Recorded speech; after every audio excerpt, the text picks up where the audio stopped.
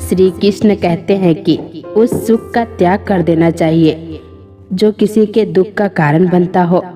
जो व्यक्ति अपने सभी कामनाओं को त्याग कर देता है और अहंकार छोड़कर अपने कर्तव्यों का पालन करता है, उसे शांति जरूर मिलती है।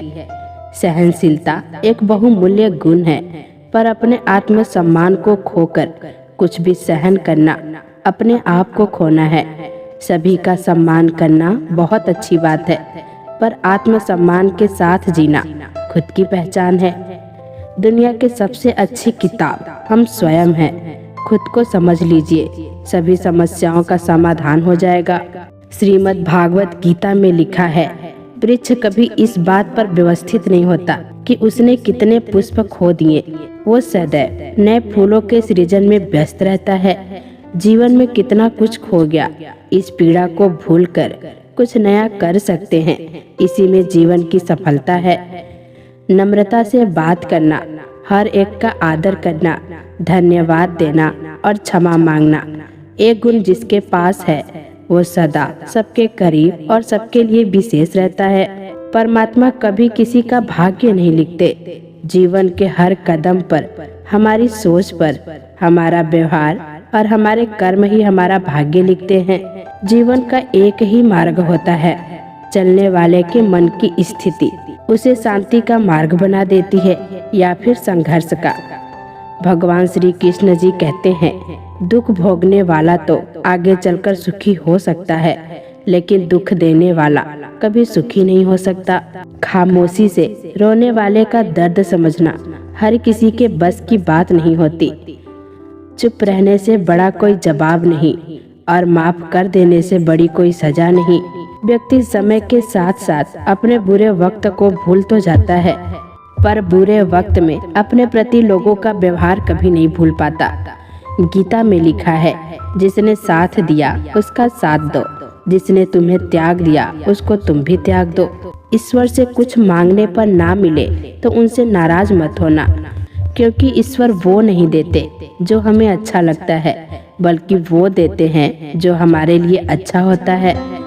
श्री कृष्ण कहते हैं कि न तो यह शरीर तुम्हारा है और ना ही तुम इस शरीर के मालिक हो।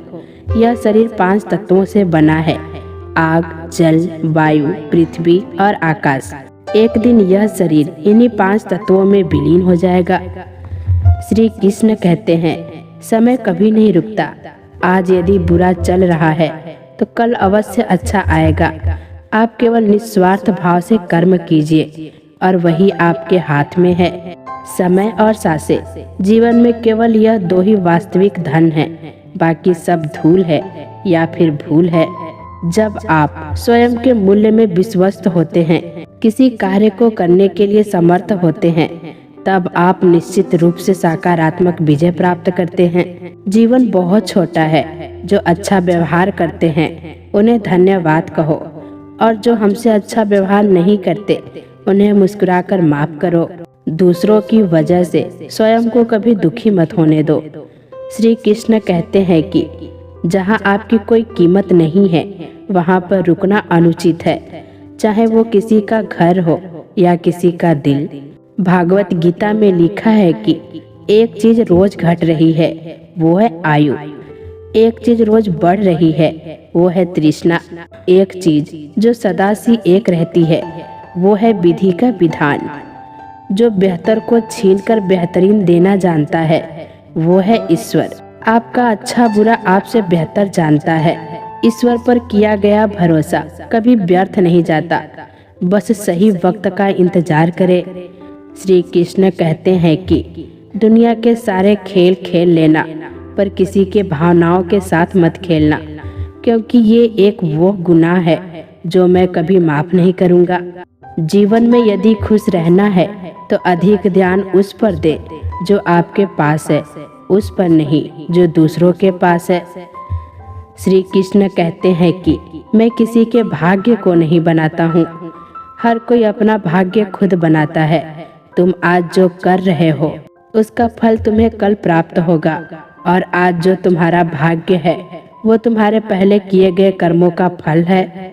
मेरा तेरा, छोटा बड़ा, अपना पराया मन से मिटा दो। फिर देखना सब तुम्हारा है और तुम सबके हो।